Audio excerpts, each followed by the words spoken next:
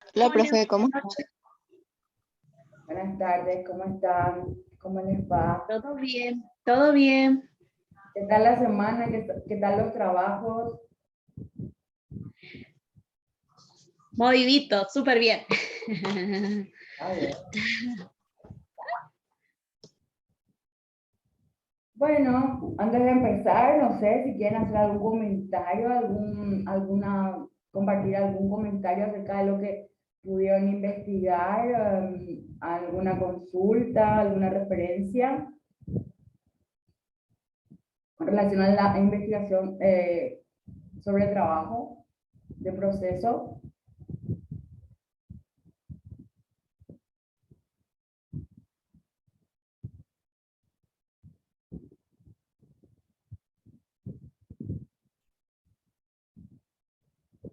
Joana, Gabriela, Natalia, Natasha, Paz.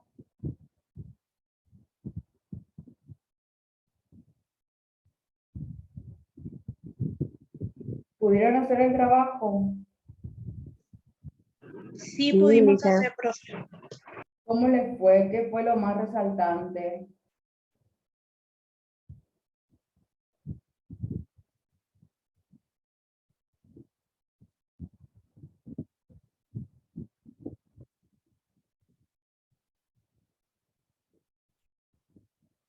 ¿Qué pudieron notar entre estos 6 primeros años que resalte a nivel de lo que ustedes están, a nivel de lo que trabajan, en el área en que se encuentran?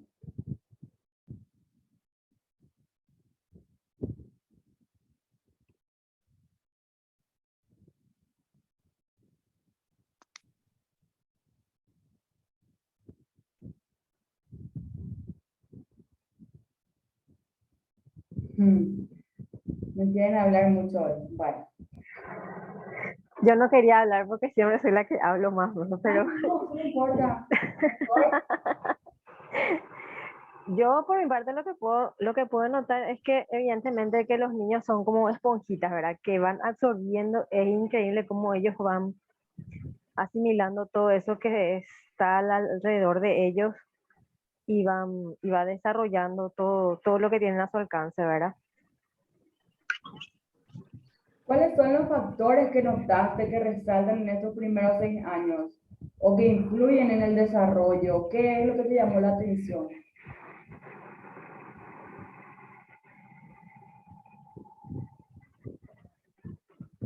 Yo particularmente lo que creo, ¿verdad? Es que de repente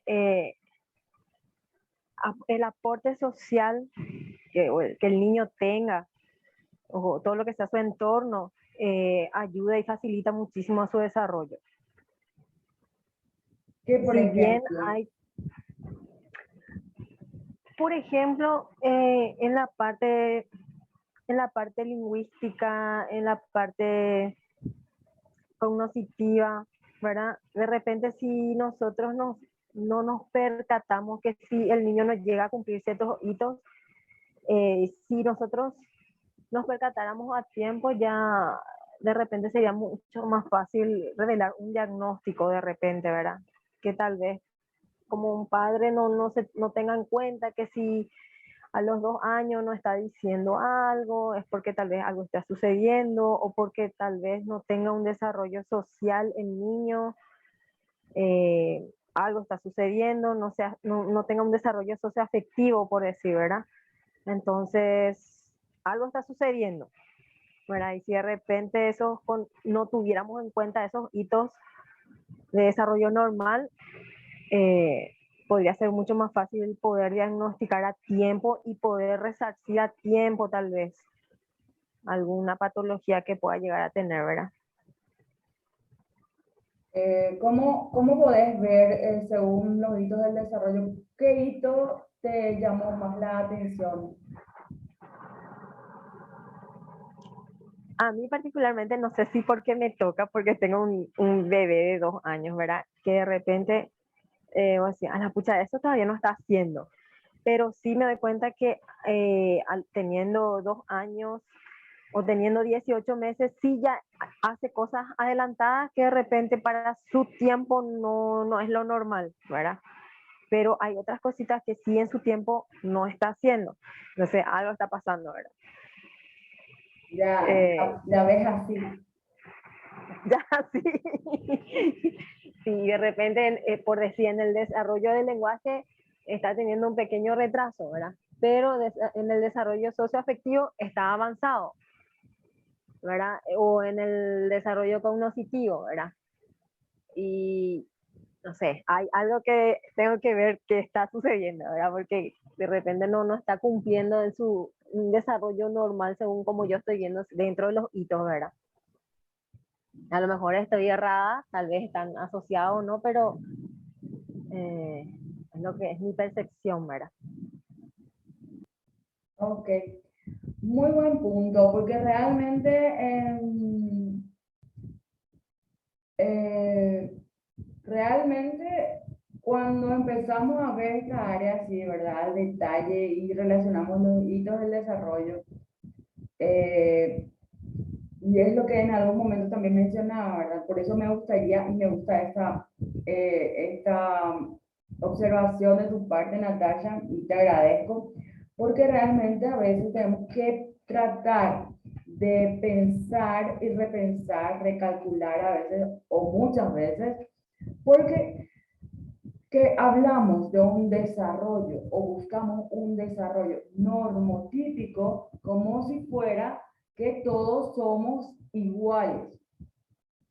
Entonces, si buscamos un desarrollo y queremos comparar a todos los niños para que logren el desarrollo de A, B y C aspectos, entonces, en el mismo tiempo, de la misma forma, sin tener probablemente las mismas condiciones en todos los sentidos, entonces estamos, o sea, podemos ver que por sentido común,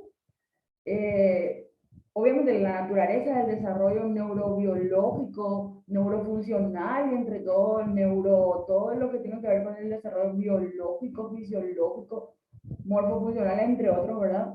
Se va a dar de forma natural, de forma espontánea.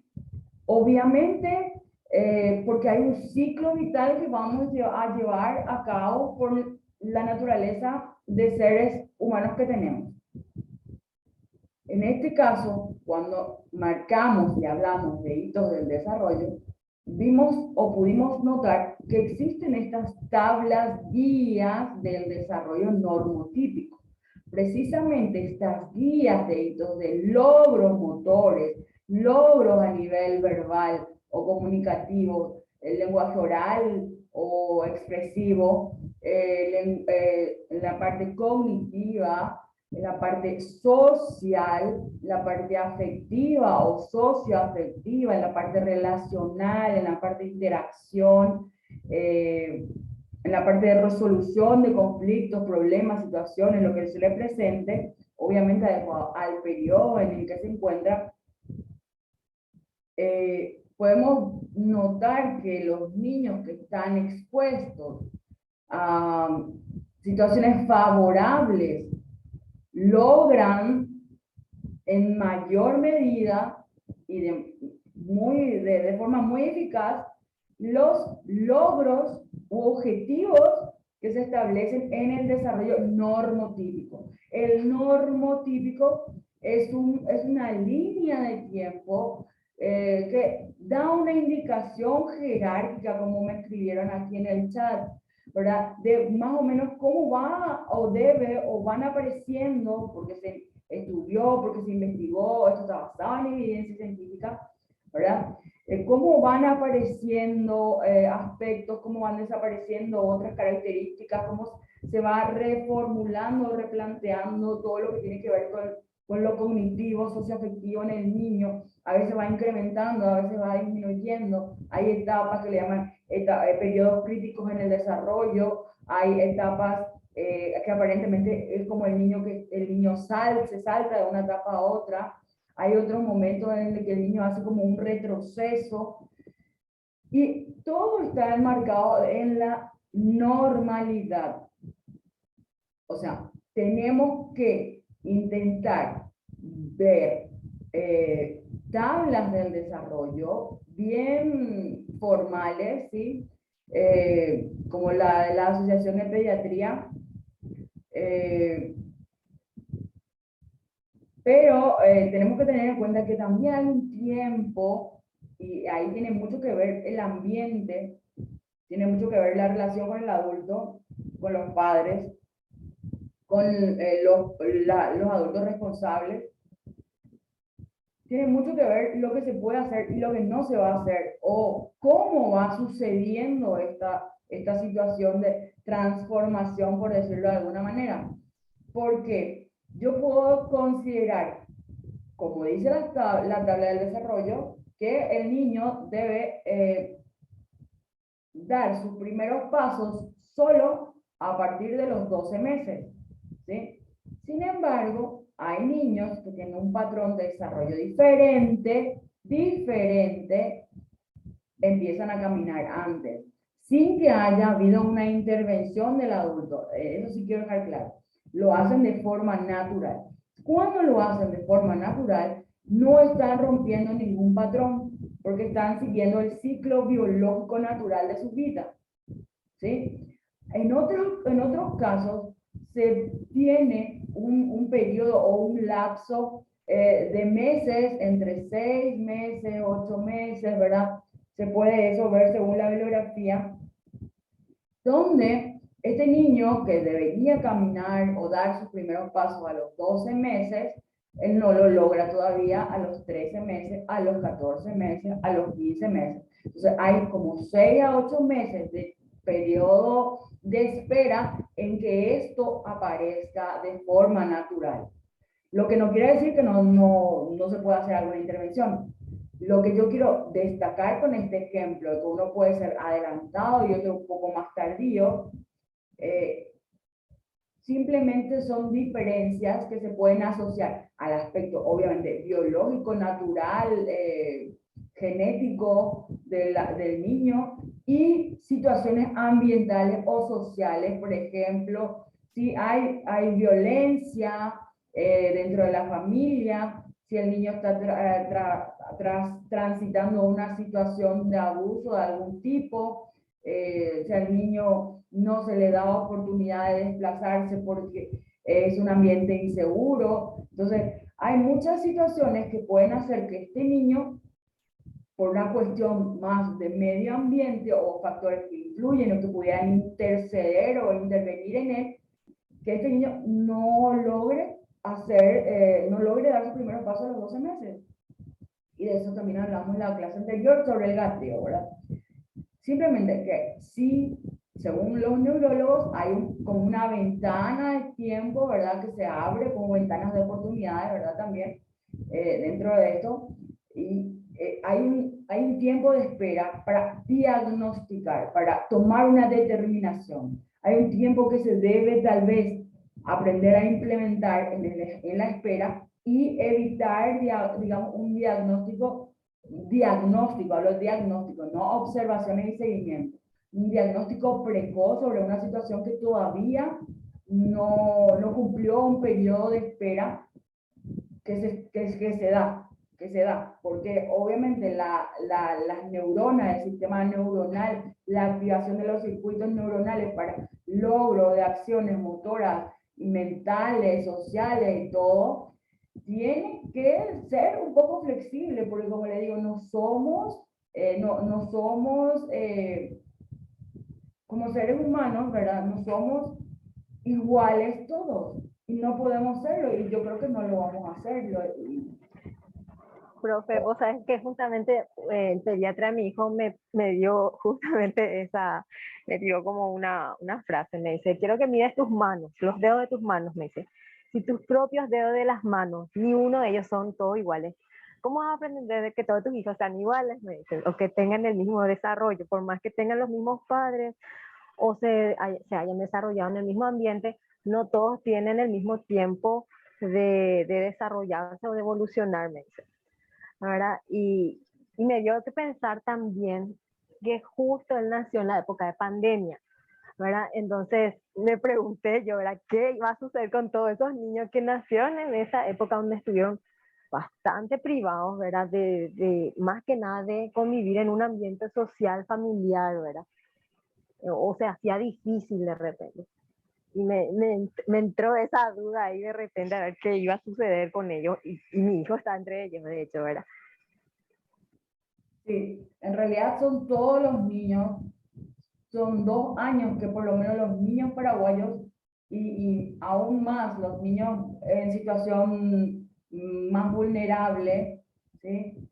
O las comunidades más vulnerables o vulneradas en sus derechos y en su situación general, han sufrido mayores problemáticas eh, por no poder acceder a muchos cuidados, a muchas atenciones, a muchas observaciones, incluso a lo que mencionamos también en alguna clase, a la atención de estos servicios básicos de atención primaria en salud, ¿verdad? A vacunaciones, hay obviamente niños que por esta situación de aislamiento que nosotros vivimos, cumplían sus 3 meses, cumplían su mes, no podían ir al centro de salud a vacunarse o no llegaban las vacunas que corresponden a los periodos exactos en los que tenían que haberse vacunado, ¿verdad? Porque los niños seguían naciendo. Entonces, o sea, hay un protocolo que seguir, ¿verdad? Con respecto a la protección y al cuidado, y entre ellos, entre los cuidados de la salud, está la parte preventiva que tiene que ver con la vacunación. Si en el caso de la vacunación, estas vacunas no llegaron a todos los lugares, entonces, ¿con qué me voy a enfrentar? ¿O a qué me estoy exponiendo? Ya que sabemos que esta situación de aislamiento que se vivió casi 2 años completos y de manera muy fuerte, y principalmente los niños que han sesgado, ¿verdad? Y hablo de todos los niños en todos los periodos evolutivos. Todo lo que tenían que hacer, todo lo que tenían que pintar, todo lo que tenían que cantar, todo lo que tenían que bailar, todo lo que tenían que trepar, correr, todo se vio limitado. El aspecto social, afectivo, obviamente. Además, no nos damos cuenta a veces, pero por eso decía, el aspecto, el entorno, ¿verdad? Los adultos encerrados, nerviosos, vimos muchísimo el aumento de la violencia intrafamiliar contra la mujer, eso está estadísticamente, lo pueden buscar y lo van a encontrar. Vimos un montón de situaciones muy feas que tienen relación con esto de la violencia y cómo termina, ¿verdad? Por este aislamiento también.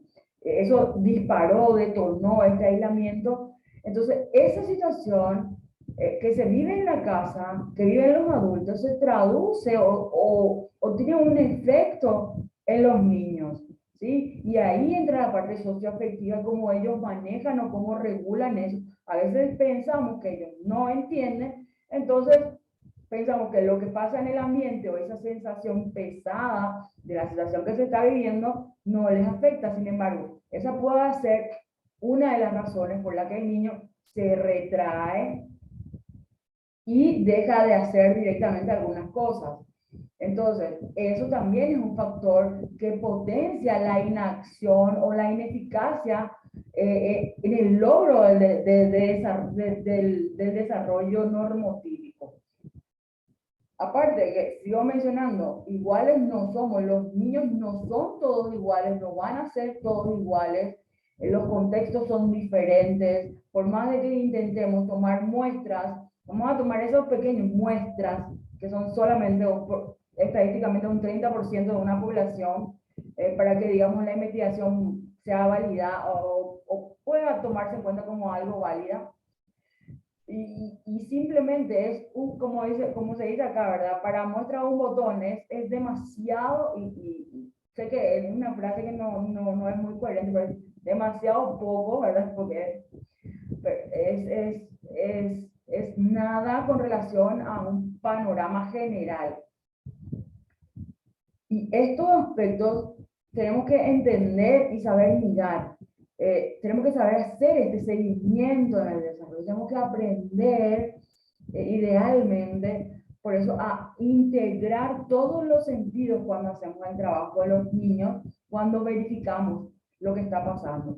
Porque mencionaba, por ejemplo, la compañera, tal vez en la parte cognitiva está bien, pero en la socioafectiva no está bien. Pero se hizo un cronograma de qué está pasando, qué pasó. Obviamente estuvo encerrado tanto tiempo, 2 años.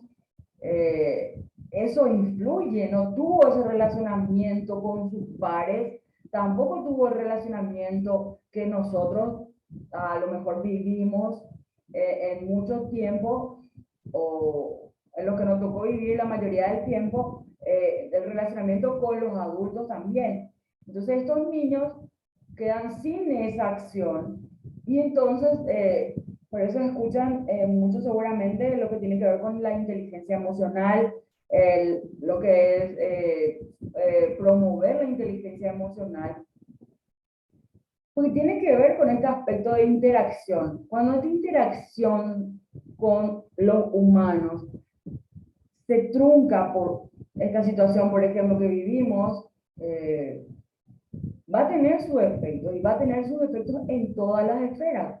Entonces, tendríamos que adaptar otra vez nuestras tablas a situaciones particulares que se están atravesando. Evidentemente, las tablas se hicieron ya mucho antes de este tiempo de pandemia. Las investigaciones están saliendo en estos momentos, porque obviamente esto es ya un estudio de un impacto longitudinal. Algunos países tomaron decisiones de no generar tanto aislamiento, otras tuvieron necesidad de generar aislamiento hasta ahora, otros están pasando por una situación de guerra. Entonces, realmente nosotros estamos intentando volver a las aulas y vamos, pero con miedo. Y el miedo se transmite, el miedo se enseña. Los niños absorben ese miedo y no es porque se les pega en la piel, sino porque hay un vínculo que hace que uno perciba, y en el área senso-perceptiva precisamente, que es, en la primera etapa es la más susceptible, y por eso tenemos que tener tanto cuidado, ¿verdad? Porque cada cosa que hacemos, cada cosa que decimos va a influir y puede llegar a determinar incluso decisiones, opciones y acciones de los pequeños y de las pequeñas. Entonces, repito, las tablas del desarrollo tienen un objetivo de logro, pero si el logro lo hacen sin intervención del adulto, sin intentar buscar u obligar al niño para que logre o no la acción motora antes del periodo, considerado biológicamente, fisiológicamente, como óptimo para el logro del objetivo, como es la bipedestación. Si lo logró, bien. Si no lo logró en el momento que me marca mi tabla de desarrollo, debo esperar un margen a ver si lo consigue o no. Para eso puedo hacer un seguimiento y una observación, sin aún hacer un diagnóstico propio, sí viendo y mirando todos los parámetros y descartando posibles situaciones, eso sí, pero diagnosticar sin haber descartado todas las posibilidades no es correcto. Entonces, no puedo dar un diagnóstico si yo no le di la oportunidad para que en unos meses más el niño, la niña pueda lograr o no la acción motora que yo estoy buscando. Entonces tenemos en cuenta que puede ocurrir antes, puede ocurrir un poco después.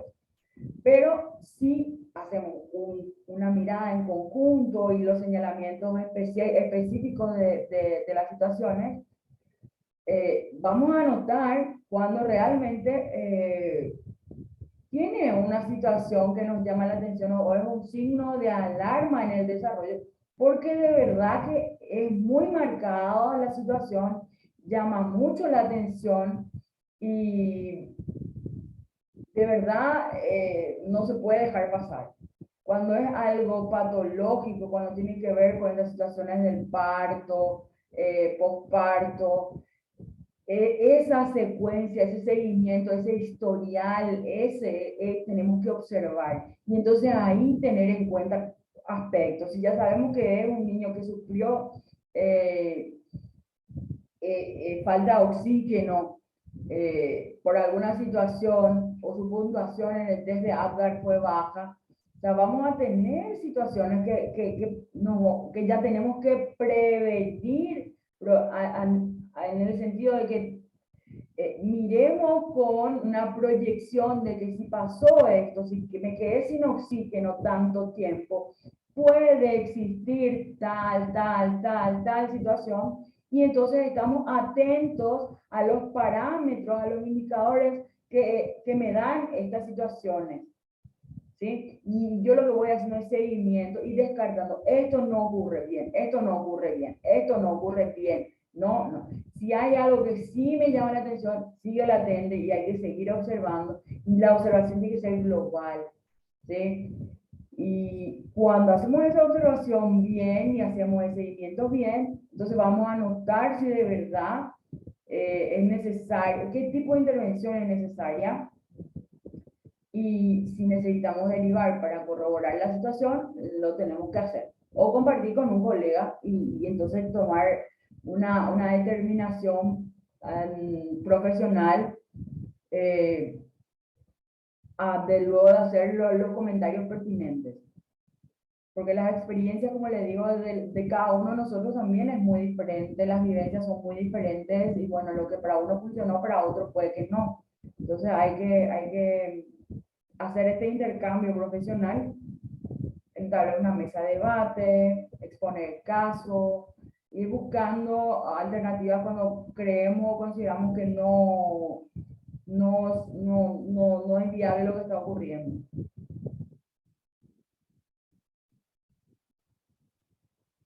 ¿Me explico? Sí, Lisa, espectacular. De hecho que mi hijo particularmente ya fue, de repente ya vimos, porque yo ya me estaba luego alertando, ¿verdad? Por el tiempo que yo manejaba, ¿verdad? Ya llegó a ir a una otorrinolaringóloga, ya le llevamos, de ahí le derivó otra vez a un psicólogo, a un neurólogo, y ninguno de ellos le notaron nada raro, ¿verdad? Pero uno pues tiene de repente su instinto de mamá, ¿verdad? Y de repente como yo sé, bueno, tal vez tengo que esperar, como vos decís, dejarle que él tome su tiempo, y de aquí a un tiempo más volvería a hacer un chequeo otra vez. Efectivamente sería lo ideal, hacer el seguimiento de estas observaciones que te llaman la atención y descartar que sea un signo de alarma con relación a su desarrollo.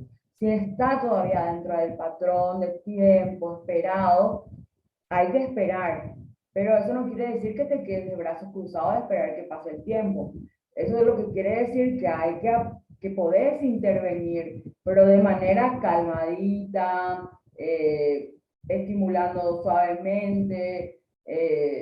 Si por ejemplo estaba hablando de hiperestación, ¿verdad? Hacer esas observaciones con relación a verificar, por ejemplo, los pies, antes de los 2 años, de los 3 años aproximadamente, es muy difícil que un buen ortopedista dé un diagnóstico, por ejemplo, de pie plano, porque están todavía como que en información del arco plantar, entonces eso puede de algún modo influir, a lo mejor ver las rodillas, ver la parte ósea, ¿verdad? En la parte de desarrollo motor, profe, él es una maravilla. Él se pasa corriendo detrás de la pelota, chuta la pelota, lleva la pelota, salta, corre, se sube. En el desarrollo motor, él no tiene ese problema. El problema es en el desarrollo del lenguaje, ¿verdad? Ese es el problema que yo le veo, porque él, por ejemplo, dice palabras sueltas, pero cuando él quiere, porque si no utiliza su lenguaje no verbal, y es mucho más cómodo porque todo el mundo, él truena los deditos y todo el mundo corriendo atrás de él, ¿verdad?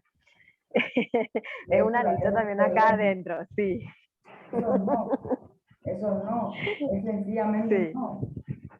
claro. Sencillamente lo que pasa es que si nosotros respondemos como ellos están buscando que nosotros respondamos, ellos cómodamente van a seguir así. pero también Sí, es forma más parte fácil. de nuestro proceso, tanto como padres, madres y como instructores tal vez en algún momento de otros padres, otras madres, otras familias. Nosotros no cedemos a esas situaciones y el niño va ajustando su pensamiento y va notando que cuando hace el gesto de señalar el agua, nadie le presta atención o le dice, o le pasa inmediatamente el vaso con agua, sino que pregunta tal vez qué te pasa, Josecito, ¿qué te pasa? ¿Qué querés, Josecito? ¿Querés agua? Sin acción, es poner palabras en la boca del niño para que el niño se vaya apropiando de la palabra y del uso de la palabra, de las frases que pueden ser largas, extensas, y ahí vamos a ver niños que hablan un montón y niños que usan lo estrictamente necesario. Y eso ya tiene que ver con la personalidad y las características de cada uno, también el carácter y eso que, bueno, luego podemos ver con más detalle. Pero lo que nosotros no tenemos como recomendación es simplemente hacer caso a los gestos. Si ya está en el periodo en que ya es momento de hablar, ya habla y dice las palabras y sabemos que dice, simplemente hay que apoyar. ¿A querés un vaso con agua, Josecito? Ah, bueno, pedime el vaso con agua y yo con gusto te paso. Mientras el niño no pida el vaso de agua, entonces no le paso. Pero a tener en cuenta, lo que estoy diciendo es a nivel tipo pedagógico, ¿sí? Es para buscar el aprendizaje, es para promover el aprendizaje, no para que se vea como una situación de castigo o de imposición para los niños. No, absolutamente no. Sino que es una de las estrategias que se utiliza para que el niño se vea en la necesidad, porque la mayoría de las cosas nace a partir de la necesidad. Entonces el niño en algún momento va a necesitar pedir el agua y lo va a hacer. Y desde ese momento lo va a hacer constantemente, ¿sí? Pero si yo realmente estoy accionando antes de que el niño, o antes de intentar que el niño haga, no es lo ideal. Y no deberíamos promover eso. Deberíamos darle las palabras, darle un tiempo, porque a veces queremos también que respondan rápido. Y no. Habíamos visto en la cuestión de las neuronas, las neuronas se inervan, ¿verdad? Las conexiones neuronales, pero luego yo necesito que se activen esas conexiones neuronales, no solamente que exista la conexión, sino que se active, que pase la información de neurona a neurona a neurona, y esto cada vez con los años, esto va haciendo más rápido. Entonces eso nos pasa cuando estamos frente a un grupo de niños pequeños y decimos, hola chicos, ¿cómo están? ¿Cómo les fue en las vacaciones? ¿Qué quieren contar? ¿Qué quieren contarme de lo que les pasó? Y todos levantan la mano, yo. Todos quieren contarse. Entonces, bueno, vamos a poner un orden. Decimos, a ver, Lucía, Lucía, dice que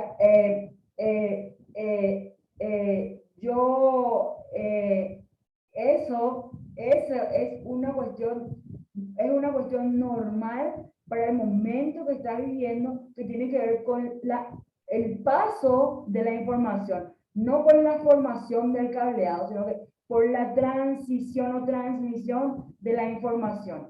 Si ese procesamiento va acelerándose y va mejorando con el tiempo, ¿sí? Con el desarrollo. Entonces, cuando son pequeñitos, más pequeños, cada vez más pequeños, sus respuestas son más lentas, ¿sí? Porque la velocidad en la que va la información es más lenta, no necesariamente porque tiene algún trastorno o algún problema. Entonces, tenemos que diferenciar, ¿sí? Y de a poco darle esa chance, buscar, motivar para que, tomar libros, leer en voz alta, mirando las imágenes, contar cuentos, hay cuentos motores, si les gusta jugar con movimiento. Y evidentemente el ver y el estar en un ambiente donde está expuesto a la palabra, y no digo televisor, radio, ningún medio de comunicación, digo personas que hablen, eso promueve mucho activa la audición, la cognición, activa todo el sistema de procesamiento mental, o sea, las funciones ejecutivas superiores, ¿verdad? Y entonces da palabras, da sentido a veces a los conceptos abstractos que el niño tiene que entender. Y así va aprendiendo, cuando va viendo, va notando, va escuchando, va siendo insistente, persistente, y estamos exponiéndole. Por eso es que esto de la escolarización temprana es sumamente importante, insistir en que se ingrese al sistema. Yo sé y no estoy tampoco muy de acuerdo, ¿verdad?, en la escolarización temprana, pero, o sea, por algunas razones que ustedes van a ver que otros países como Finlandia, entre otros, ¿verdad?, tienen otro mecanismo y otra visión en su sistema educativo estructural, pero obviamente también tienen una visión y una acción diferente desde la familia, desde la comunidad, y cómo la política social apoya, y el sistema de salud apoya a los niños. No es que están nomás en su casa, sino que tienen ciertas acciones que van haciendo, que van... que tienen que lograr y que están incentivados para hacerlo. No es que se quedan sentados hasta los 8 años y ahí recién van a la escuela. Y tiene muchísimo sentido, tiene muchísima lógica, tiene mucho todo. Pero bueno, en países de Latinoamérica, del Caribe, por la pobreza, por el analfabetismo, por la existencia de estas poblaciones vulnerables, vulneradas, por una cuestión económica, sanitaria, social, la indiferencia, entre un montón de cuestiones. Bueno, lo ideal es llevar a un centro estructurado simplemente en muchos casos para que esté expuesto a la palabra, porque la palabra se aprende escuchando, la palabra se aprende escuchando. Si tengo dificultades para escuchar, probablemente voy a tener dificultades para hablar, probablemente, hay un porcentaje muy grande, pero lo que no quiere decir que sea 100% así. En algunos casos puede no ser así, porque cada caso, cada niño, cada situación es diferente. Por ejemplo, tenemos niños que por alguna situación traumática, sea cual fuera esta, de pequeño, o incluso de grande, incluso nosotros, a cualquiera de nosotros nos puede pasar. Y sencillamente toman la decisión, ¿verdad?, a veces consciente, a veces inconscientemente, y dejan de comunicarse. ¿Sí? Y eso no tiene que ver con el proceso de desarrollo, sino que tiene que ver con el impacto que tuvo la situación a la que se expuso, y eso le llevó a decidir no interaccionar. Pero ese niño, esa niña sigue escuchando, tal vez se acomoda, sintiendo ya que los demás responden a su silencio, y se acomodan a vivir esa situación. Y nosotros los adultos, el entorno, también nos acomodamos al niño y vivimos esa situación en vez de estimular o buscar si ocurrió una situación problemática que pudo haber sido un detonante de una situación como esta. Y si somos conscientes de qué pasó, ¿por qué nos quedamos con brazos cruzados? O sea, tendríamos que buscar la manera de afianzar tal vez el área cognitiva, el área afectiva, el área psicológica, y luego ir buscando, por eso les digo, tenemos que adaptar estos logros a las situaciones reales por las que atraviesan estos niños, niñas, adolescentes, porque no jóvenes, adultos mayores. O sea, a cualquiera nos puede pasar. Tuvimos un incidente bien incidentado o un accidente y definitivamente nos bloqueamos. Y a veces dejamos de pensar, a veces hay personas que pierden la memoria por un periodo, por un lapso de tiempo, por una cuestión a veces de súper estrés. Entonces, eso hace que la persona borre o pare, o por una cuestión de como la autorregulación, de la homeostasis, ¿verdad?, interna, sencillamente el cerebro se desconecta un rato. Pero eso no quiere decir que vamos a dejar a la persona que se quede ahí, sino que vamos a buscar estrategias para motivar que vuelva a esa interacción. Si tiene que ver con la seguridad, si tiene que ver con un traumatismo, si tiene que ver con un impacto, haber visto algo, yo lo tengo que trabajar. De alguna manera yo lo tengo que trabajar, siempre, no esperar solamente. Lo tengo que ir trabajando en tanto vaya pasando este periodo, digamos, de oportunidad también de que esto vaya ocurriendo o desarrollándose.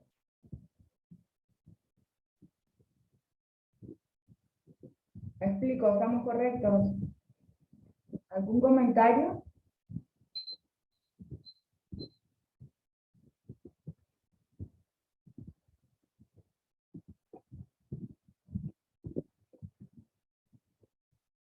Bueno, lo más interesante, lo más importante, entonces no olvidar que las tablas están todas muy buenas, muy espectaculares, sirven para evaluar, sirven para darnos, yo quisiera decir como un parámetro, pero como un indicador, un punto de partida, pero no hay problema, Juan, no te preocupes. Pero no realmente, es simplemente una foto, es una radiografía de un momento, de una situación, de ese momento que tal vez el niño no durmió en toda la noche porque tuvo pesadillas, porque alguna situación rutinaria que nosotros no tenemos en cuenta y hacemos las evaluaciones y detectamos situaciones que parecen alarmantes y nada más tienen que ver con lo que transcurrió en su día, en su semana. Entonces, es flexibilizarnos también de lo que es la teoría a la práctica y ver cómo la teoría podemos aplicar a nuestro contexto, a la vida real, a la gente real que se acerca a nosotros, porque aquí lo lindo del grupo que yo siempre destaco es que somos de diferentes lugares, entonces somos diferentes comunidades, somos diferentes estructuras, algunos tienen más posibilidades, otros tienen menos, entonces si yo tomo una tabla del desarrollo y quiero que todos los niños de todas nuestras comunidades sean iguales, no es así. Entonces tengo que empezar a ingresar a la vida de las personas, a ingresar a la vida de estos niños, ¿sí? Informarme qué es lo que pasó, tener bien sentados los antecedentes y ahí hacer la verificación, darle oportunidad, ver si es que es un área que tiene que ver más con lo psicológico y tiene que ver con la contención, o yo creo que es un niño hiperactivo, pero ¿y por qué? Porque se mueve, pero ¿por qué se mueve? Hay muchísimos factores que pueden influir en la activación de los niños que se pueden confundir con una hiperactividad. Entonces, hacer la intervención para descartar la situación y hacer la intervención para promover la autorregulación. ¿Sí? Se pueden hacer las dos cosas al mismo tiempo.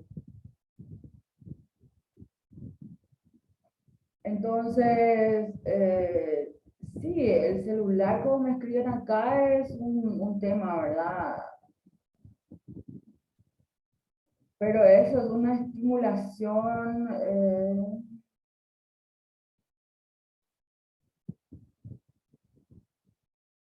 Sí, el celular realmente es un problema y no el celular en su uso para lo que está hecho principalmente, que para comunicarse. ¿Sí? El celular, son los juegos, son los dibujos animados que cada vez tienen más complicaciones, es el estímulo visual, que por ejemplo sabemos que si se presenta antes de los 2 años, como vemos nosotros prácticamente a los recién nacidos viendo pantallas, y esto va por la pantalla, no solamente con el celular, ¿verdad? Eso lo que hace es estimular áreas del cerebro, lo que hace es que el cerebro aumente en volumen, en dimensión, y realmente no estimula el área cognitiva, o por ejemplo, si quiero estimular el área visual, pero ya mencionamos también eso, porque Por ejemplo, en los primeros 3 meses el niño recién está distinguiendo entre colores profundos o con profundidad, por ejemplo, de contraste blanco con negro, rojo con blanco, y esos colores, yo a veces veo papá, mamá, ay no, esto tiene muchos colores, y así va a aprender este verde, este rojo, y no, no es así, porque hay una cuestión visual y por eso es necesario ver también las características del desarrollo de cada órgano sensorial, si es que voy a apuntar a eso. Y así tener en cuenta los demás patrones, las experiencias, y hacer este seguimiento adecuado y adaptado a la situación de cada uno y tratar de ingresar a la realidad de las familias para poder justamente hacer una intervención adecuada. ¿Ok? Bueno, chicos, ¿les parece que tenemos un receso de 10 minutos y volvemos? Pueden quedarse conectados, ¿eh?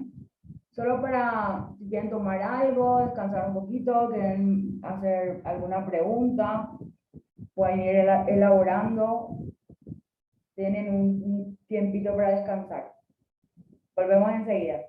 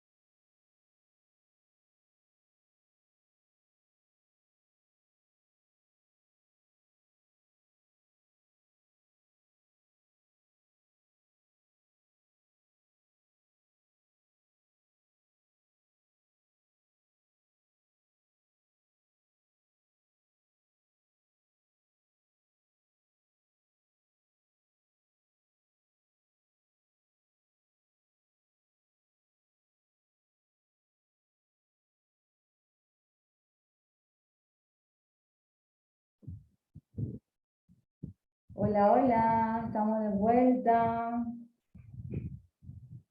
Voy a compartirles un video. Espero que se pueda ver sin inconvenientes. Y luego hacemos algún intercambio si gustan.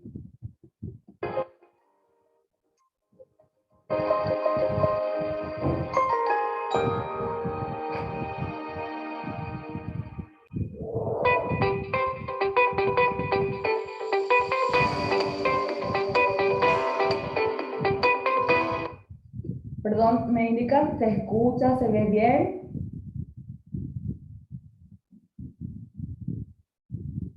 ¿Se ve la pantalla? ¿Se escucha? Sí, profe. Gracias.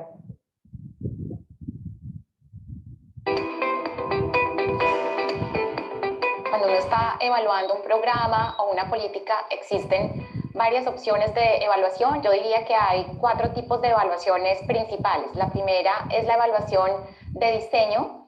La evaluación de diseño tiene por objetivo establecer si los lineamientos que la agencia pública ha generado tienen sentido, si efectivamente tienen claro cuál es el problema que va a solucionar, si la propuesta que están haciendo es una propuesta que coincide con esa necesidad, y si los productos que proponen entregar como parte de esa política tienen sentido. El segundo tipo de evaluación es la evaluación de procesos. Es una evaluación que ya tiene lugar cuando la política ha sido implementada ya y que se encarga de establecer los logros de la agencia en términos de los procesos que tiene que hacer para facilitar o entregar ese programa o intervención. En otras palabras, está midiendo todos los insumos de mi programa y si están llegando o no están llegando. En tercer lugar, se encuentra la evaluación de impacto. La evaluación de impacto, si ya no mira directamente cómo es el programa, qué entrega el programa, sino mira a los beneficiarios y lo que busca es entender si mi programa mejoró o solucionó el problema que tenían mis beneficiarios. Y finalmente existe la evaluación de costo-beneficio. Busca establecer si la política o la intervención que yo ofrecí es eficiente. Es posible que yo hubiera podido mejorar a mis beneficiarios de una manera más barata, gastando menos recursos. Entonces, la costo-eficiencia se trata más de establecer si beneficia a la gente de una manera que no era tan costosa. Entonces, para llevar a cabo todos estos tipos de evaluaciones de los que estamos hablando, generalmente es ideal contratar evaluadores externos a la agencia, gente que esté especializada en los temas de evaluación, que conozca las metodologías, las técnicas, y esto tiene 2 ventajas. La primera es que los evaluadores externos son expertos en las técnicas de evaluación. Cada una de esas evaluaciones requiere ciertas metodologías, ciertas fuentes de datos específicas y los expertos van a saber cómo hacerlo. Y en segunda instancia son externos y siempre es muy valioso para la agencia pública que se está evaluando que este seguimiento lo haga un individuo o una firma externa de tal manera que puede ser suficientemente objetivo para aconsejar a los dueños del programa sobre cómo mejorarlo, sobre qué va bien, qué va mal y qué se puede hacer para que esa política sea incluso mejor. Para poder establecer un buen plan de evaluación es necesario tener en cuenta 3 cosas. La primera es qué necesita la agencia dueña del programa que vamos a evaluar, cuál es su objetivo, en qué necesita tener información en este preciso momento del tiempo. En segundo lugar, es indispensable establecer en qué momento del cronograma se encuentra el programa. El cronograma apenas se diseñó, el programa ya está en curso, el programa ya finalizó. Y en tercer lugar, es indispensable tener presente los recursos financieros que están disponibles para la evaluación. Con esos 3 elementos en conjunto, uno puede decidir cuál de esos tipos de evaluación va a necesitar, cuándo, qué necesita ir haciendo para lograr hacer esa evaluación y qué preguntas exactamente quiere contestar. Yo estoy sugiriendo que uno necesita evaluadores externos, pero también necesita que la propia agencia esté pendiente de llevar registros de datos que son pertinentes para después hacerle seguimiento a su política. Aparte de una evaluación de impacto completa, hay varias maneras en que las agencias públicas podrían llenarse de información y de hechos para poder reorientar y rediseñar un poquito su programa. Por ejemplo, es muy importante que las agencias dentro de ellas mismas lleven registros de cómo va progresando el programa. En particular hay que llevar registros de qué productos entregan, cuándo los entregan, de qué calidad los entregan. Si las agencias están recolectando y registrando su propia información, pueden ir haciendo ajustes a medida que avanza el programa de tal manera de mejorarlo. Y en este proceso es muy importante tener en cuenta que las políticas tienen unos tiempos a veces cortos, a veces largos de adaptación, de establecimiento, de quedar completamente finalizadas. Eso significa que con base en las evaluaciones uno no puede ser absolutamente contundente respecto a que el programa es muy malo o que el programa es fantástico. Es indispensable entender bien cuáles han sido los retos de implementación de ese programa. Entonces, cuando uno está revisando las evaluaciones con la agencia, es muy importante tener en cuenta cuáles son las peculiaridades que ha vivido el programa, qué dificultades ha tenido, qué obstáculos, si hay problemas de implementación dentro de la agencia, la manera en que funcionan las políticas de atención a la primera infancia es fundamental para establecer cómo se evalúan. Y es fundamental en establecer cómo se evalúan, pero a la vez es un reto para las evaluaciones. ¿Por qué? Porque las políticas de primera infancia tienen que ser integrales.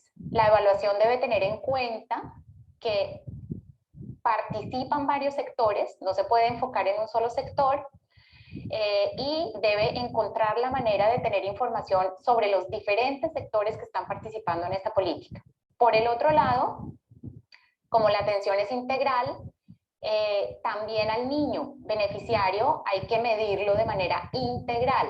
Entonces, para establecer si el niño se benefició o no se benefició de la política, necesitamos saber si le mejoró la nutrición, si le mejoró la salud, si mejoró el desarrollo cognitivo, el desarrollo socioemocional. Entonces, hay que medir integralmente los insumos. Entonces, si le dimos salud, si le dimos nutrición, si le dimos educación inicial, y hay que medir de manera integral los resultados. Si el niño está bien nutrido, si el niño está bien de salud, si el niño tiene buen desempeño verbal, si el niño sabe manejar sus emociones. Entonces, por lado y lado, hay una combinación de multiplicidad de insumos y multiplicidad de resultados que imponen un reto en la manera como las políticas de primera infancia se evalúan. First of all, we all have to recognize, those of us that have been involved in administering programs, that evaluation can be a helpful tool for us, so that we shouldn't shy away from evaluation. We should actually welcome evaluation as another piece of information to help us develop a good program.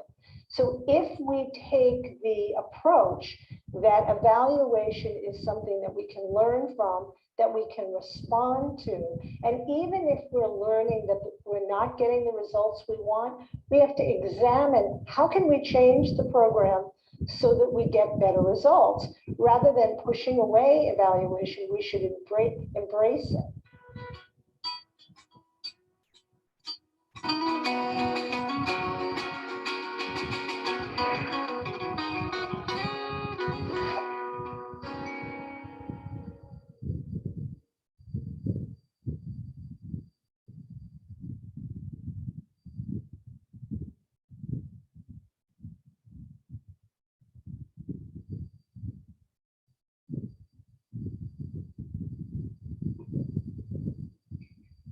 Muy bien, en este momento hablamos un poco de la evaluación de políticas públicas.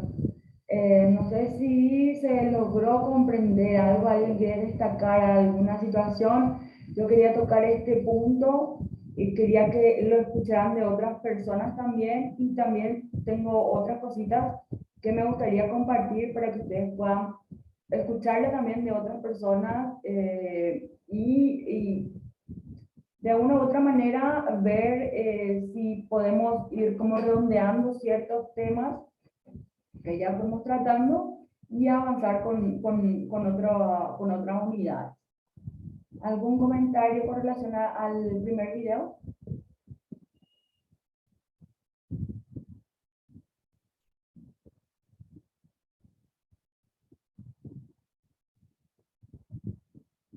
Sobre la importancia de la evaluación en la primera infancia, de las políticas en la primera infancia, se entendió cómo se tienen que ver los programas, porque se tienen que verificar los programas.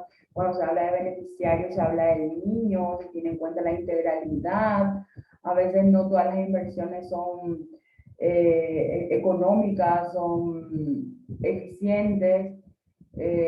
Como decía, no se puede descartar un programa de implementación, tanto, incluso se lo podemos aplicar a nuestros propios planes, proyectos y programas que estamos, con los que trabajamos con nuestros niños, porque podemos decir que obviamente no todo el programa o no todos los programas que hacemos son evidentemente excelentes o son totalmente malos.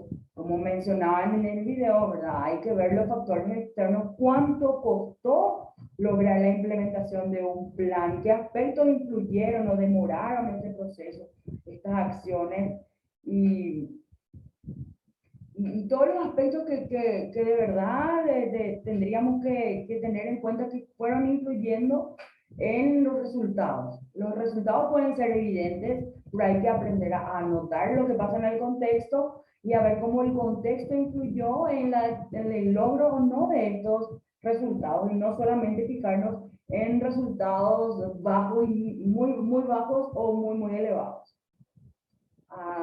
Vuelvo a preguntar si alguien quiere hacer algún comentario, alguna observación, algo que no se entendió, lo podemos ver ahora, antes de pasar a otro videito.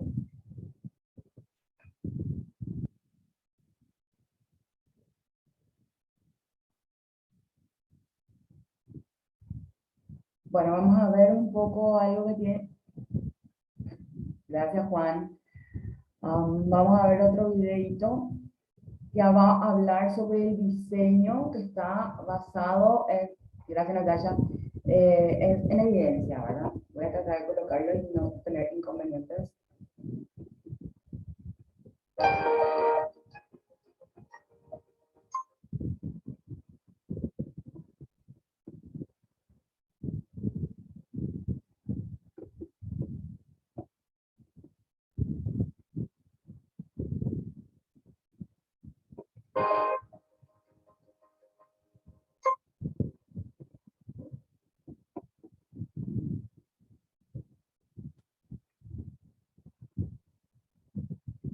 No sé si pueden ver la pantalla completa.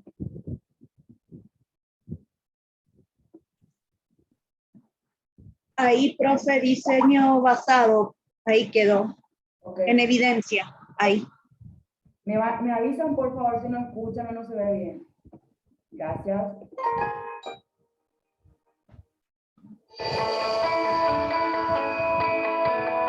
Se ve bien, profe. Hola, soy Tania Lagarza, soy encargada de la unidad de evaluación aquí en el Consejo Nacional de Evaluación de la Política de Desarrollo Social en México.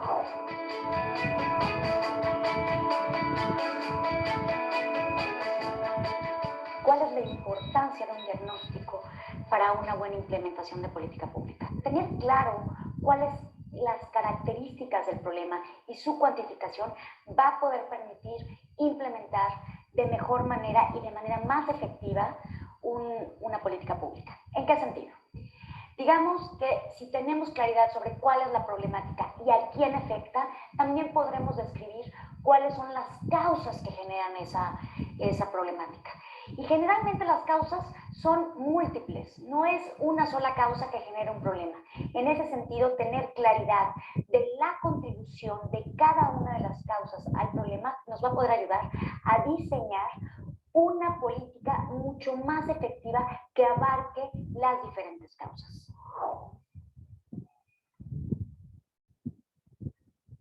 Sin duda, el diseño basado en evidencia tiene que ver, como sus palabras lo indican, en utilizar esta información ya generada, que sabemos que funciona y que no funciona, para instrumentar o para diseñar el diagnóstico. ¿En qué sentido? Si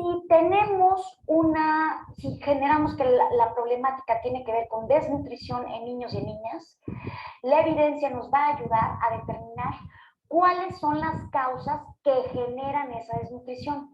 Es a partir de una mala alimentación, es a partir de enfermedades diarreicas, es a partir de malos servicios de la vivienda que generan enfermedades. Una vez teniendo claro cuáles son las causas específicas de ese problema, entonces podemos diseñar una intervención basada en otras experiencias en otros lugares. Por ejemplo, es verdad que los polvos que condimentan los alimentos van a ayudar a disminuir la desnutrición o solo la anemia. Es al contrario, utilizar mejor calidad en la vivienda, como es piso firme, ¿va a disminuir o no los episodios diarreicos en las niñas y niños?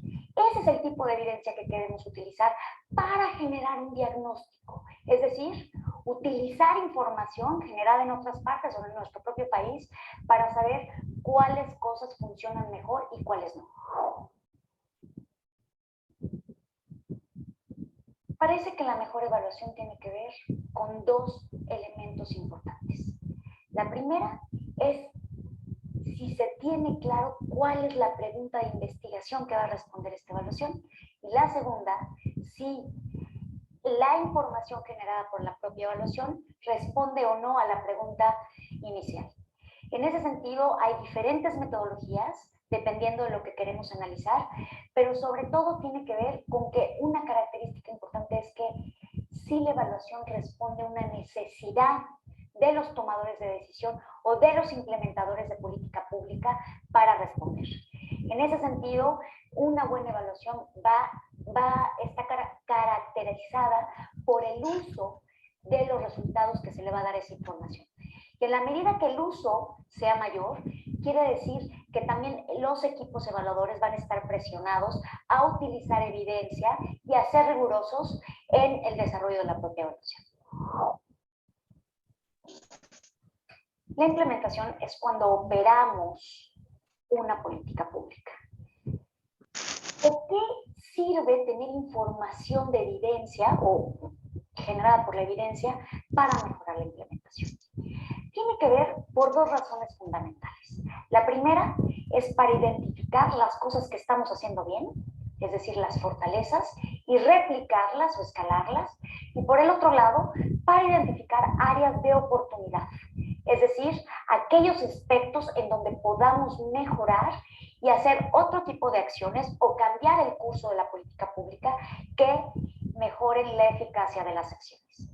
Me parece que usar la evidencia desde el principio, desde el diseño y la implementación da muchos beneficios. Les voy a poner un ejemplo que es emblemático, no solo en la historia mexicana, sino también en la historia de evaluación.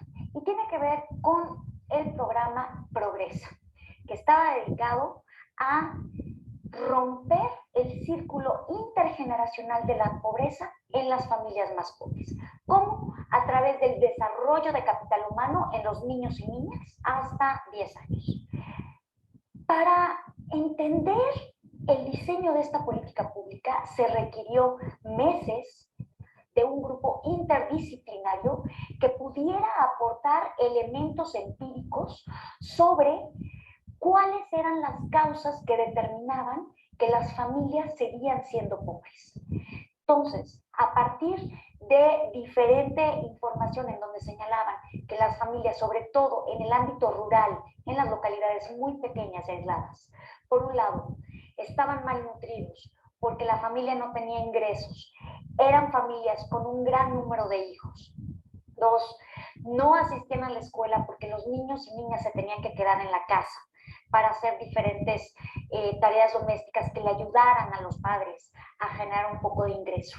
Esto obviamente hacía que cuando los niños y niñas crecían, tuvieran al menos las mismas competencias profesionales que los padres.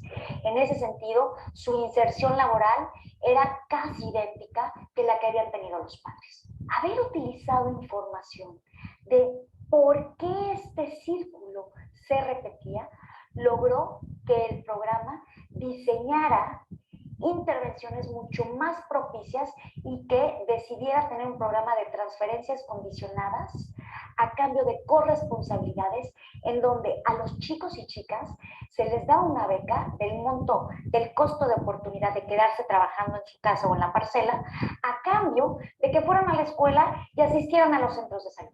En ese sentido, se generaron también incentivos positivos que cambiaran la estructura de riesgos de los hogares y pudieran permitir que los chicos y chicas tuvieran más capital humano.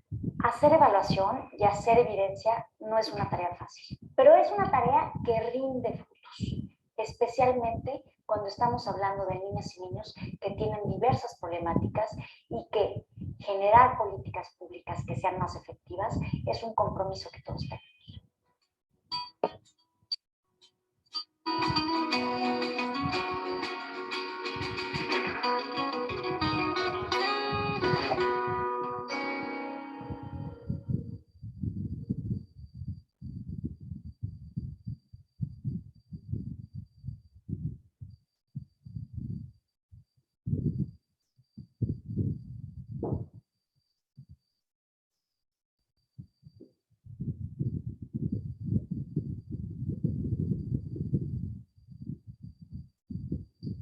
¿Qué les pareció esta observación?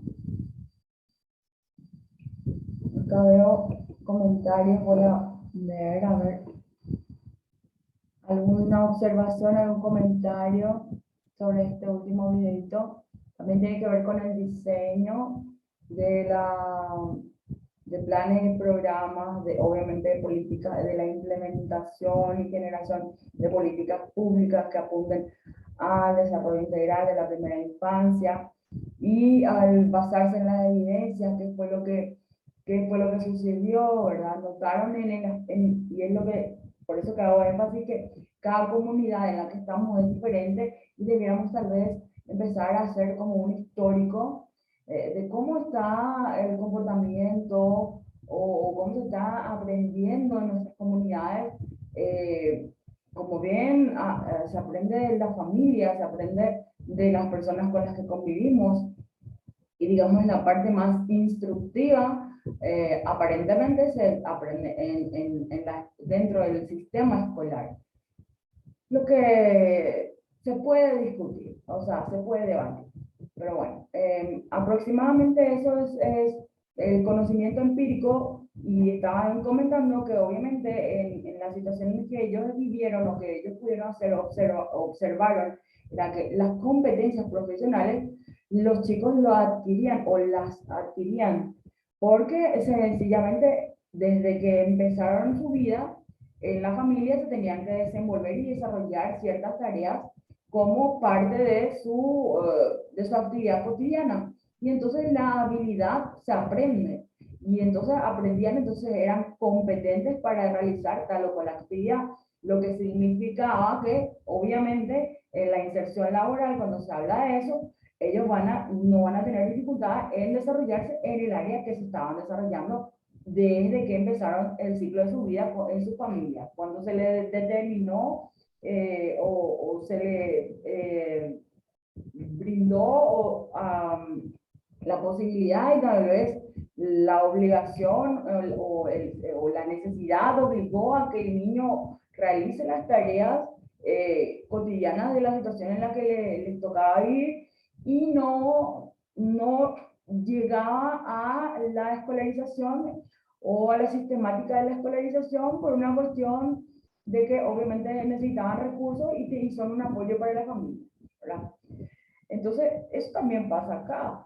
Entonces, no podemos desvincularnos de nuestras realidades. Entonces, lo que quiere decir que nosotros sí, en Paraguay, sí tenemos una movilización de lo que refiere a estas políticas públicas de desarrollo. Ahora tenemos planes, programas y proyectos que si no los comparto en la clase, igual yo se los voy a compartir en la plataforma como estuve haciendo en estos tiempos, ¿verdad? Tenemos este espacio para debatir, para hablar, para intercambiar, para utilizarlo en la interacción, y la parte teórica, bien teórica, conceptual, yo se las voy a ir dejando como material complementario, que significa que es importante que lo puedan ver dentro de este ciclo que vamos a estar desarrollando, Entonces hay cosas que yo probablemente en estas sesiones en vivo no las voy a mencionar, pero sí se las voy a ir dejando como material de la clase. No necesariamente vamos a hacer una presentación siempre, que es un PowerPoint, como en este caso estamos viendo unos videos, tratar un poco de hacer dinámica esta cuestión, seguir siempre intentando interactuar con las dudas, comentarios y enriquecernos todo de esto. Seguimos hablando de la importancia de la evaluación, de cómo hacer las evaluaciones de manera efectiva, de ampliar nuestra mirada acerca de todo lo que podemos evaluar, de cómo las evaluaciones son un puntapié inicial para que uno pueda tomar acción o proyectarse a una situación, proponerse objetivos. Hablaba de pregunta de investigación. Yo me tengo que trazar una hipótesis y hago una pregunta de investigación. Yo puedo utilizar la estructura para simplemente implementar un proyecto que yo estoy queriendo hacer en mi comunidad o con mis niños. Entonces, a partir de eso se hace unos indicadores que uno va, o que podemos llamarlo objetivos generales, y a partir de eso otra vez unos indicadores más, y ahí van haciendo lo que, o vamos haciendo lo que es un proyecto, un programa que podemos implementarlo y luego, ¿verdad? De una u otra manera, tratar en el momento indicado de proponerlo en alguna mesa de debate cuando nos toque o cuando se nos pida una opinión en el área de influir tal vez en políticas públicas a veces, no a nivel tal vez nacional, pero tal vez ya podemos ingresar a nivel municipal, por ejemplo, de alguna manera. O cómo se esté manejando el municipio, la comunidad en donde se encuentre. ¿Algún comentario?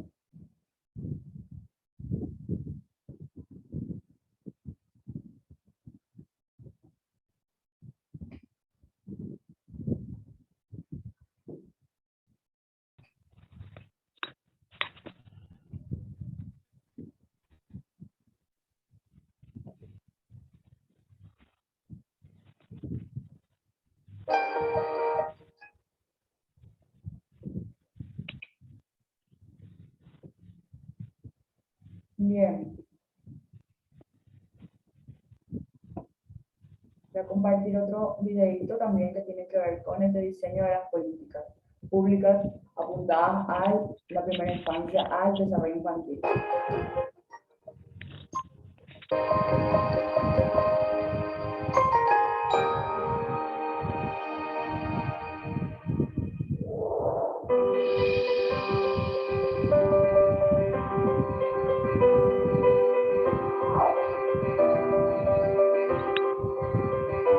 Las políticas basadas en evidencia son aquellas políticas que toman la mejor evidencia científica disponible para incorporar en el proceso de diseño. Nos permiten aprender de experiencias existentes, aprender de lo que ya sucedió para mejorar e implementar intervenciones o políticas que están comprobadas al menos en otros contextos. También puede ser una herramienta valiosísima para mejorar nuestros propios programas. Creo que las políticas basadas en evidencia en nuestra región son cada vez más comunes, pero todavía existe un camino por recorrer. En varios países de la región, yo creo que efectivamente sí es una tendencia. Las agencias del Estado están más interesadas en tener evidencia acerca de los beneficios de sus programas, en recolectar información, en medirse, en evaluarse, que más información y más evidencia retroalimente las políticas, que es muy bienvenida y que tomará un tiempo, digamos, que se establezca esa tendencia porque aún hay algunas dificultades. Diría yo que el primer desafío es un tema de capacidad institucional, es decir, en los equipos locales no se conoce bien de qué se tratan las evaluaciones, para qué sirven, por qué son útiles, y estos problemas de información llevan a muchos malentendidos sobre la utilidad de las evaluaciones y el potencial tan importante que tienen las evaluaciones en el mejor diseño de políticas públicas de la región. Y en segunda instancia hay un obstáculo muy importante de información. Hay muchas dificultades para encontrar datos e información que sea idónea para producir esa evidencia. El otro aspecto fundamental es, y donde hay más resistencia, es considerar que las evidencias científicas se demoran en producir y que la política tiene otro ritmo. Y eso para los tomadores de decisiones es considerado como un elemento que puede ser, digamos, más difícil en términos de lo que significa implementar en la práctica esas evidencias que vienen desde el mundo científico. Y el otro aspecto a considerar es que muchas veces los tomadores de decisiones piensan que el contexto en el cual viven es muy particular y que aquellas evidencias científicas que vienen desde la investigación empírica o desde los informes de otros lugares no necesariamente son traducidos a la práctica para sus contextos específicos. En ese proceso es muy importante analizar la validez externa de la evidencia existente, tomando en cuenta, por ejemplo, qué tan aplicable es traspasar la evidencia de un contexto para otro contexto. Pero tenemos que tener cuidado de extrapolar evidencia que se construye en otro contexto a un caso particular de política económica que podemos tener en nuestro país o con nuestra población de interés. En ese caso tenemos que pensar cuidadosamente en la validez externa de la evidencia disponible para servir nuestro caso. Entonces existen muchos tipos de evidencia que alimenta las políticas públicas, pero no toda la evidencia es de buena calidad. Y uno cómo distingue la evidencia de calidad de la evidencia de no calidad. Hay un par, tal vez tres elementos importantes. El primero es los datos que están utilizando. Entonces, la fuente de información para crear esa evidencia es confiable, de dónde salieron esos datos, quién los registró. En segundo lugar, la metodología para generar esa evidencia es apropiada, no siempre, digamos, la simple información es válida, es indispensable que la manera como fue utilizada esa información sea rigurosa, sea apropiada. Entonces, la metodología para compilar esa evidencia, para evaluar un programa, para estudiar un programa, tiene que ser rigurosa desde un punto de vista, diría yo, que hasta científica. Y en tercer lugar, un poco el perfil de la persona que está, o la agencia o la institución que está generando esa evidencia.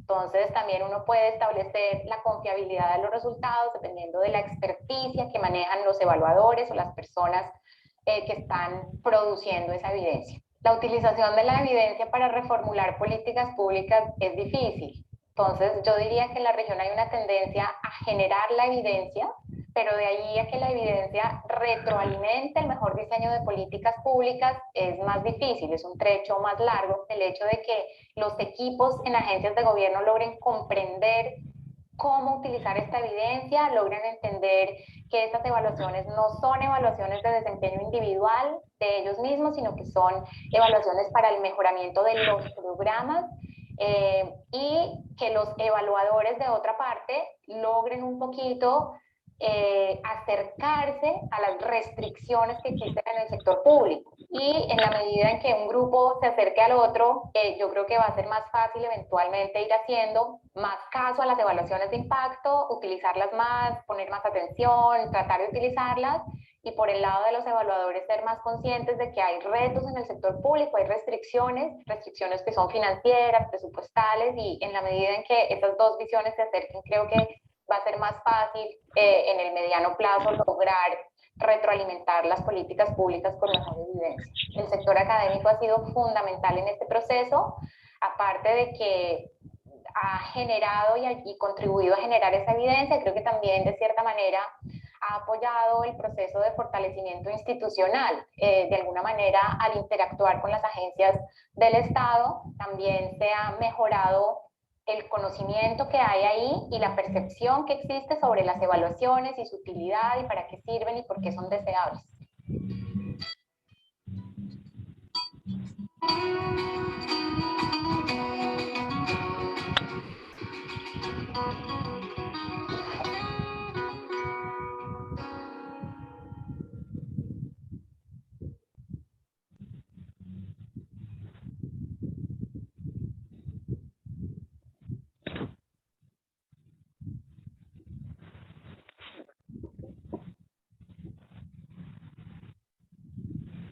Bueno, ¿cómo están? ¿Cómo van? ¿Se está comprendiendo cuando estamos hablando de políticas públicas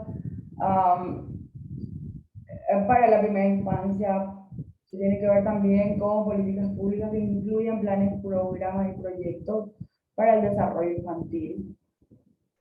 Las evaluaciones, cómo se hacen, cómo se visualiza desde un equipo multidisciplinario, tal vez con empoderamiento de las áreas que refieren a la primera infancia, y cómo ellos son tomadores de decisiones, ¿verdad? Para poder intervenir e interferir en las acciones que luego deben trascender a toda la nación, ¿verdad? Yo les hablo de políticas públicas y me gustaría que podamos trasladarnos simplemente esto a las personas tomadoras de decisiones que van a influir en estas políticas o van a ser los portavoces de estas políticas públicas. De hecho, que nosotros, como mencionaba, tenemos, ¿verdad? Y más adelante lo vamos a ver, pero me gustaría también que lo veamos como si fuera que nosotros lo podemos aplicar, porque de hecho lo podemos hacer, ¿verdad? Podemos aplicar todos estos aspectos y estas situaciones que se están mencionando dentro del recinto en el que nosotros estamos trabajando. ¿Sí? Tenemos en cuenta nuestra evaluación, nuestros criterios, cómo trabaja nuestro equipo, por qué no nos entendemos este equipo que es de esta ciudad y el otro equipo de la otra ciudad, cómo vamos a crecer y avanzar y promover la primera infancia, la salud para la primera infancia, el desarrollo infantil temprano, si es que no logramos transmitir realmente lo importante que es, los beneficios que tiene las acciones tomadas en periodos tempranos, como esto determina la calidad de vida y la vida de estos niños que son nuestra sociedad y que van a ser también tomadores de decisiones en algún momento. Como nuestras acciones desde donde estamos van a tener un impacto en el resto de las personas o en las demás personas que van a convivir con nosotros, ¿sí? Como estas redes o circuitos neuronales, como ponerle un ejemplo. Aquí estamos varias personas, cada uno trabaja en un grupo. Si nosotros no interpretamos la legislación de la manera correcta o con las intenciones que ella fue hecha, nuestra intervención ante ella va a ser diferente a una persona que logró comprender. Entonces, tenemos esa falencia y cuando se habla de evaluación, y por eso mencionaba y traigo otra vez a colación, ¿verdad? Mencionaban en el video, ¿verdad? La evaluación es una evaluación de la situación, de las cuestiones, de los planes, de los proyectos, de los programas, no necesariamente es una evaluación de desempeño profesional, porque esta es un área en la que debemos avanzar, en la que debemos crecer, que está en constante cambio con relación a métodos, medios, acciones diversas para poder potenciar el mayor porcentaje de éxito de nuestros niños con tal vez trastornos o sin trastornos, o sea, con desarrollo típico o desarrollo atípico. Entonces, ¿algún comentario?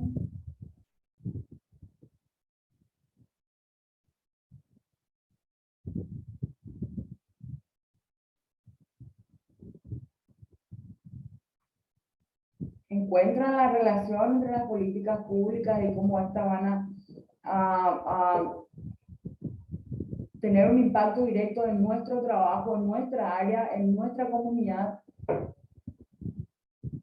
Sin políticas públicas no vamos a tener el apoyo, el acceso a un montón de planes, programas, proyectos, situaciones potencialmente beneficiables o que beneficien a la población en general, a todos los niños o al mayor porcentaje de niños. Y nuestro trabajo tampoco va a ser relevante porque si no se tiene en cuenta como un aspecto fundamental dentro de la estructura de un proyecto nacional, simplemente no se le va a dar el valor que requiere. En nuestra historia realmente se han hecho muchos intentos. Hay evidencia en el Ministerio de Educación, entre otros, de planes y programas que se implementaron de forma, o proyectos que se implementaron de forma como piloto, ¿verdad? Entonces, o intervenciones estadísticas que se hicieron o se tomaron en determinados momentos que fueron con apoyo económico de entidades internacionales. Y bueno, cuando se acaba ese apoyo económico, se acaba el programa, se acaba el proyecto y se acaba todo. Y esa es la secuencia que no se logró en esos momentos. Sin embargo, hoy sí podemos decir que contamos con planes, programas, proyectos que están intentando ser más asequibles cada vez, están intentando llegar a más ciudadanos, a más lugares, desde el Ministerio de la Niñez, asociado por ejemplo con Global Infancia, con UNICEF Paraguay,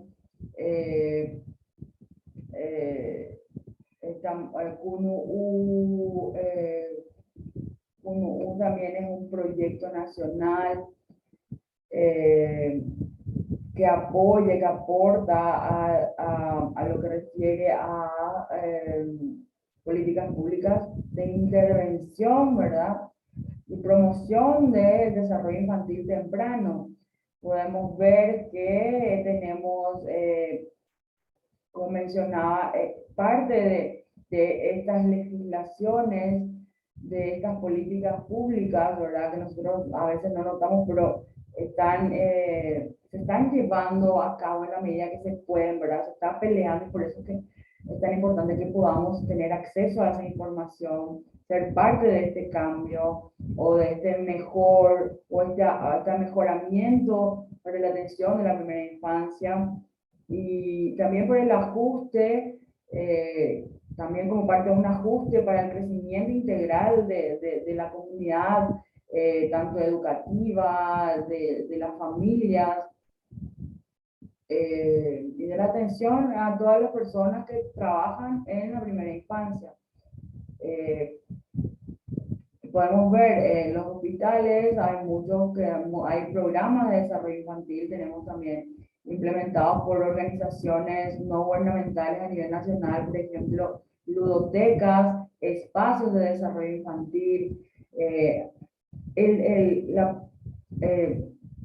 páginas de acceso fácil donde uno tiene ciertas bases de qué juegos a poder utilizar cuando el niño tiene 1 mes, 2 meses, 3 meses, etcétera, ¿verdad? A los que los padres pueden acceder y los padres pueden entender y nosotros podemos utilizar como herramienta también de promoción de acciones que beneficien a los niños, ¿verdad? Y esto tiene que ver con los planes, proyectos, programas de implementación de estas políticas públicas.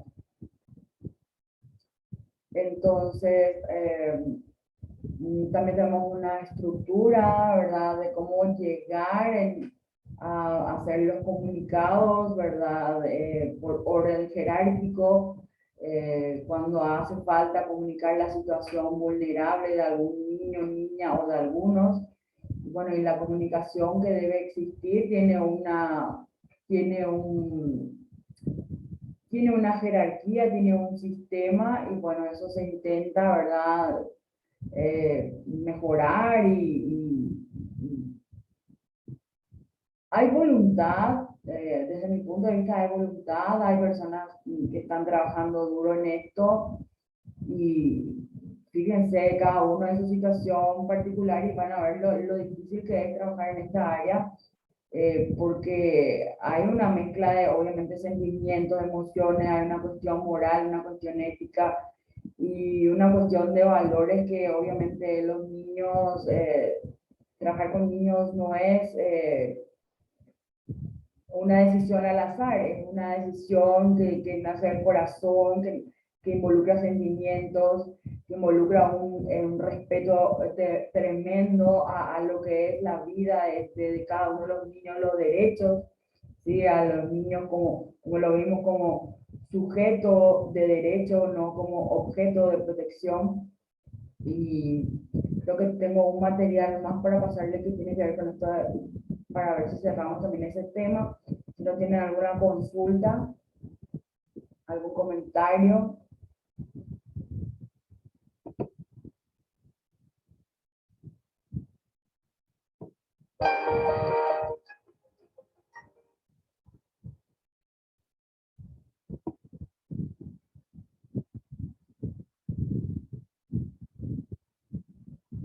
Ok, les voy a pasar este último video. Yo creo que luego ya vamos cerrando la clase de hoy.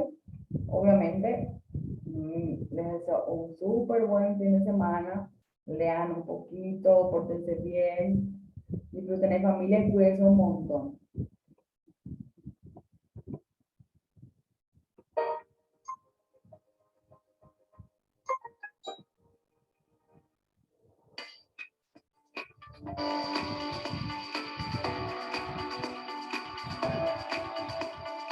Mi nombre es Raúl Mercer, soy médico pediatra de Argentina y tengo una formación en epidemiología y especialista en salud pública. Cuando hablamos de enfoque de derechos, estamos hablando de un enfoque de garantías. Y en este sentido, estamos pensando en el rol que deben asumir los estados como garantes para que toda persona, en igualdad de condiciones, pueda ejercer plenamente sus derechos. Obviamente, los niños y las niñas son parte de este esfuerzo. Cuando queremos hacer referencia a alguna de las características de los derechos son universales. Nadie puede estar excluido en cuanto a la posibilidad de ejercerlos. Los derechos tienen todos la misma jerarquía. No hay derechos más importantes que otros. Los derechos son indivisibles, o sea que no se pueden fragmentar. Y también son interdependientes, o sea que los derechos también están relacionados unos con otros. Pero también es importante destacar que a lo largo del curso de la vida, desde que nacemos y somos personas hasta que morimos, los derechos tienen el mismo valor. Y podríamos decir que en el análisis del contexto regional hemos tenido ciertos avances y tenemos obviamente ciertos caminos y deudas por saldar. En materia de avances, se logra una mejora en los indicadores de mortalidad infantil, que traducido en el léxico de los derechos implica justamente el asegurar el derecho a la vida. También se observa una mejora en el control de ciertas enfermedades prevalentes propias del primer año de vida, como son las enfermedades respiratorias bajas o la enfermedad diarreica, en donde justamente tanto la incidencia como las complicaciones asociadas a esta enfermedad se han reducido y han mejorado los indicadores. Esto tiene que ver también con un derecho que está plasmado en la Convención de los Derechos del Niño, en su artículo 24, que es el derecho a la salud. En materia nutricional también se ven cambios en los perfiles en cuanto a la problemática nutricional, observándose en la región que la problemática de nutrición aguda está reduciéndose en su magnitud, y esto tiene que ver con el derecho a una buena alimentación, una buena nutrición. Esto lo podríamos decir a título general, pero cuando analizamos con una lupa cómo se comportan estos indicadores en distintos sectores de la población, empiezan a emerger otros problemas vinculados con la inequidad, con la injusticia y con la exclusión social, en donde los sectores menos favorecidos desde el punto de vista de su nivel socioeconómico, o por el hecho de pertenecer a una minoría étnica, o por estar justamente viviendo en condiciones de pobreza extrema, ven afectadas sus posibilidades de desarrollo pleno. Y no todos los niños y niñas tienen la igualdad en cuanto a la posibilidad de ejercer plenamente sus derechos. No podemos pensar en una sociedad que se puede desarrollar plenamente o que alcance la salud en forma total en la medida que estas brechas sigan existiendo. Reconocer el desarrollo infantil como un derecho implica obviamente un avance muy importante. Es tan importante asegurar la calidad de sobrevida como el hecho también de reducir las muertes. O sea que hoy por hoy no solamente es importante la reducción de la mortalidad infantil, sino asegurar una buena calidad de vida y un buen desarrollo temprano y ulterior a todos los chicos y chicas que nacen en nuestra región. En cuanto a las intervenciones que se pueden relacionar justamente en materia de derechos y desarrollo temprano, existe evidencia científica a partir de publicaciones, distintas revistas, que hacen referencia a cómo la promoción de la equidad desde la cuna, asegurando condiciones básicas de cuidado, calor, afecto, lactancia materna, un ambiente contenedor, genera igualdad de condiciones y oportunidades para que este arranque a lo largo del difícil trayecto vital asegure igualdad de posibilidades y que las brechas, de alguna manera, sean reducidas desde el momento mismo del nacimiento. Ningún niño y ninguna niña tiene que estar excluidos en cuanto a la posibilidad de desarrollar plenamente sus capacidades biológicas, innatas. No se puede pensar en una sociedad democrática si no está basada en sus fundamentos, en la construcción de una fuerte estructura y una base fundacional basada en derechos. Esto es justamente lo que debemos aprender de aquellos países que tienen una cultura democrática y donde hoy la niñez puede desarrollarse plenamente a partir de las fuertes políticas sociales de sus respectivos países. Y en este sentido yo plantearía tener en mente los 4 principios fundacionales de la Convención de los Derechos del Niño. En primer lugar, el derecho a la supervivencia y el desarrollo. En segundo lugar, el derecho a la no discriminación.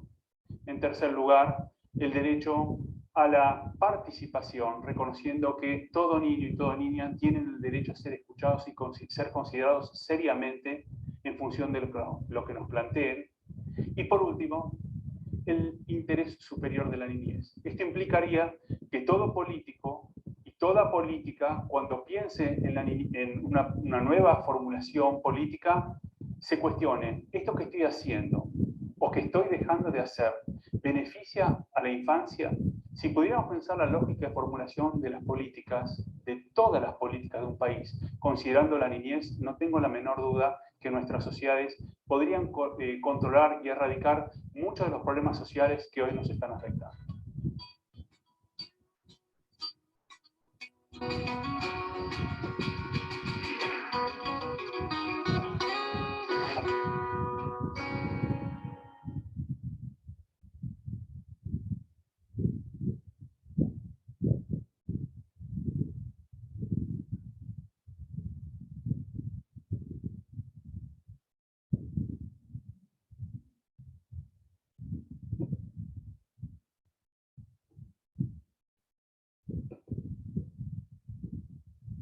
Bueno, ¿qué les pareció?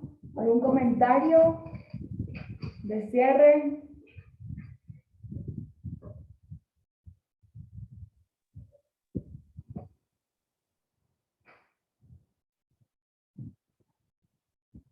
Ok.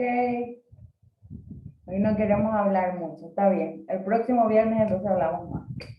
Les dejo entonces que descansen. Espero que les haya gustado un poquito la clase. Si no les dio tiempo de hacer consultas, me las hacen a través de lo que tenemos en el grupo de WhatsApp o lo hacen a través de la plataforma y nos comunicamos así. Que pasen un buen fin de semana. Muchas gracias por estar en la clase. El gusto es mío, gracias. Que estén bien, cuídense.